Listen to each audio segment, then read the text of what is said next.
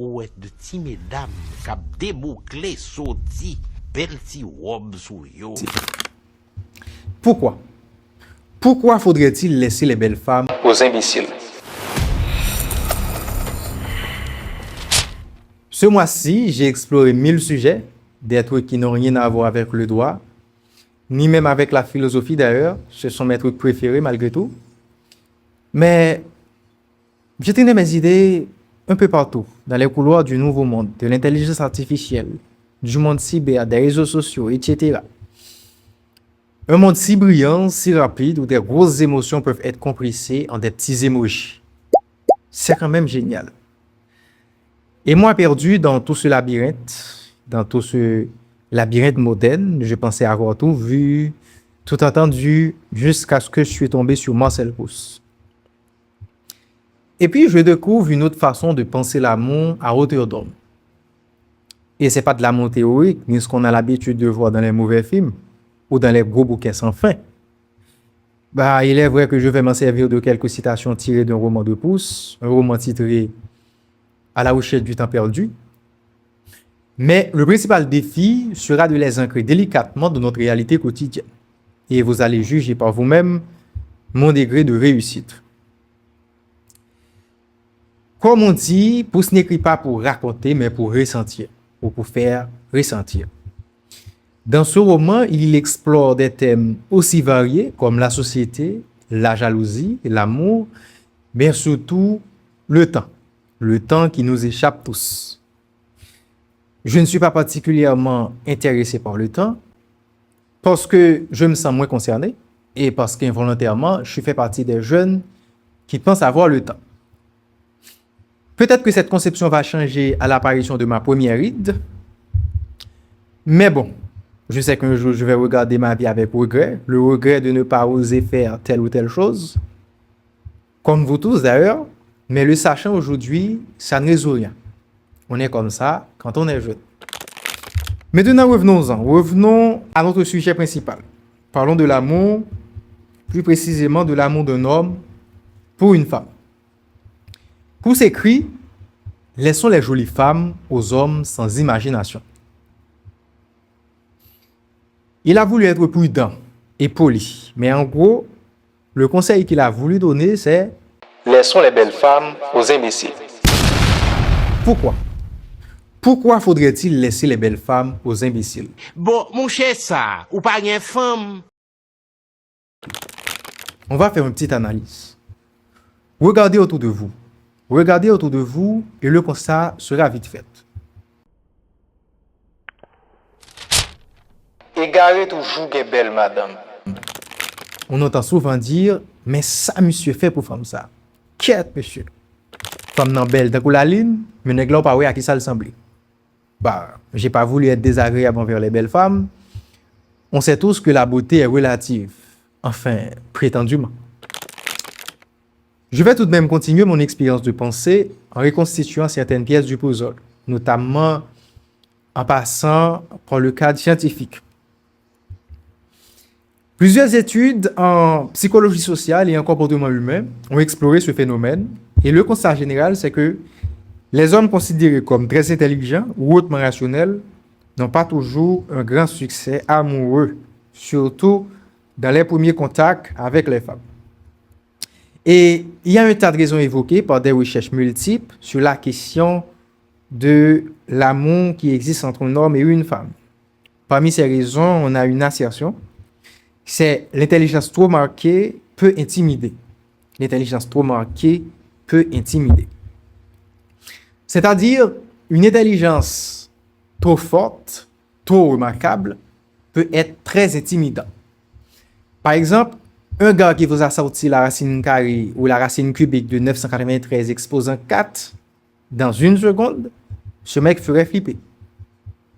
Gravement flipper.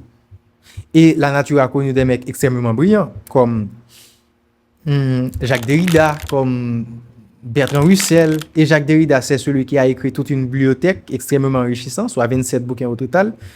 Et Bertrand Russell et Alfred Whitehead, qui ont coécrit ensemble le fameux bouquin titré Principia Mathematica pour être plus précis, en 3 tomes. pour démontrer que 1 plus 1 égale 2. Ils ont écrit près de 2000 pages pour prouver ce que tout le monde apprend à la maternelle. Évidemment, leur ambition allait bien au-delà, mais ce petit 1 plus 1 égale 2 est devenu le symbole logique de leur folie. À leur époque, ils étaient perçus comme des arrogants, tout ce qu'il y a de préjudiciable. Et certaines études montrent que les hommes très intelligents peuvent être perçus comme distants, froids ou arrogants, même s'ils ne le sont pas. Cela crée une distance émotionnelle qui rend la connexion plus difficile. Et on a comme étude notable, c'est une étude publiée dans Personality and Individual Differences, je ne suis pas anglophone, je vais l'écrire quelque part à l'écran. Cette étude a montré que des femmes peuvent être moins attirées par des hommes plus intelligents qu'elles, dans un cadre de rencontre immédiate.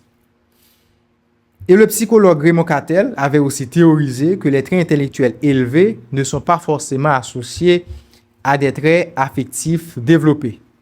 Donc oui, c'est un sujet bien documenté et je peux t'assurer que le vrai problème, ce n'est pas l'homme intelligent, mais c'est plutôt le goût de certaines femmes. On a trop souvent dit que l'homme intelligent s'exprime mal, manque de délicatesse. Il analyse trop. Mais si on regarde bien, si on regarde de plus près, il est posé, lui. Il est posé, stable. Il lit autre chose que les notifications WhatsApp. Il sait faire la différence entre la connaissance et la prétention. Et pourtant, il reste dans la zone d'ombre. Pendant que certains Kevin, un certain Mike, un certain Lil Lix, qui confond la lune avec le soleil, mais qui devient mon monde, my best, ma galaxie. Certaines femmes disent vouloir un homme mature, stable, cultivé. Mais dès qu'on parle de Kant, de Daniela Ferrière ou de Spinoza, elles baillent. Elles veulent croire qu'elles veulent un homme intelligent, mais ce qu'elles cherchent réellement, c'est quelqu'un qui les fait vibrer. C'est quelqu'un qui les fait vibrer sans les faire réfléchir. Et qui fait ça très bien selon vous? Eh bien, ce sont les imbéciles. Celui qui ne comprend rien, mais qui fait rire. Celui qui sait pas aimer, mais qui fait des jaloux. Celui qui promet tout, mais qui n'a rien. Celui qui a la prétention de tout savoir, mais qui n'a jamais rien eu d'autre qu'un classement FIFA pour pouvoir bien faire un fiche pariage pas. On pourrait dire que c'est une préférence affective contre nature. Car dans la nature, on choisit les partenaires les plus forts, les plus malins, les plus stables. Mais chez certaines humaines, non. Elles veulent celui qui ne répond pas au message, celui qui drague leur meilleur ami, celui qui confond amour et folie. Pourquoi? Pourquoi? Parce qu'il leur donne une émotion brute, un ascenseur émotionnel, une montagne de frustration et de câlins. Tandis que l'homme intelligent, lui, c'est une autoroute. Ça roule, c'est sécurisé, surtout si ta voiture est en règle. Mais l'idiot, lui, c'est un petit raccourci dans une forêt d'animaux sauvages. C'est dangereux, mais c'est plus excitant. Et si tu veux une preuve, regarde autour de toi. Combien d'entre elles ont rejeté un homme brillant pour un gars incapable de formuler 2 phrases sans dire donc, alors, so, but.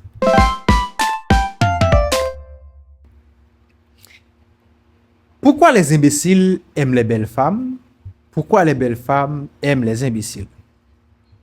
C'est un échange de bons procédés. Le deal est simple. Toi, tu me fais briller, moi, je te fais rêver. L'imbécile, lui, sait qu'il n'a pas d'esprit, pas de verbe, pas de profondeur, pas de monde intérieur à offrir. Mais il a compris un truc. Dans cette société de l'image, il suffit d'avoir une belle femme à son bras pour que tout le monde pense qu'il a réussi. Alors, il fait tout pour en avoir une. C'est sa médaille sociale, son badge VIP. Il ne peut pas briller par ses idées, il n'en a pas, mais il peut briller par association. Regardez là, c'est à moi, c'est ma femme, c'est mon trophée, c'est mon gibier. Et ça suffit pour exister. Mais attention, ce n'est pas unilatéral. Car la belle femme, elle aussi, y trouve son compte. L'imbécile est peut-être creux, mais il a un talent précieux. Il idéalise. Il ne voit pas la femme comme elle est, il la voit comme elle aimerait être vue. Il ne réfléchit pas trop, il ne remet rien en question, il admire, il s'émerveille, il glorifie. Il la regarde comme une déesse, pas comme une humaine. Et elle adore ça. C'est bien normal que les femmes n'aiment pas tant les hommes intelligents. Parce que les intelligents, eux, voient clair. Ils voient les failles, les jeux, les contradictions. L'imbécile, lui, ne voit rien. Et c'est ce qui le rend rassurant, c'est ce qui le rend désirable. Quand je parle d'hommes intelligents, je ne parle pas des hommes qui vous corrigent au bout des lèvres. Ça, c'est une autre forme d'imbécilité. Par exemple, vous êtes avec votre femme au lit et elle vous dit « Chérie, je suis envie de toi ».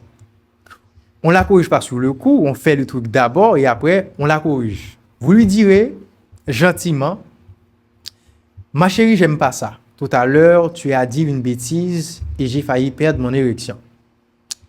Tu as dit « Je suis envie de toi » alors que tu devais dire « J'ai envie de toi ».